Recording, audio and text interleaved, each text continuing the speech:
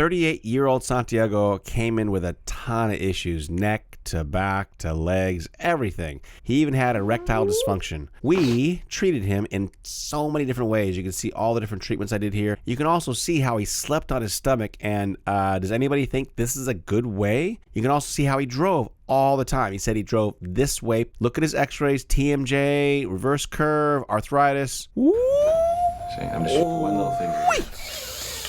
How painful is that? It's like a 10.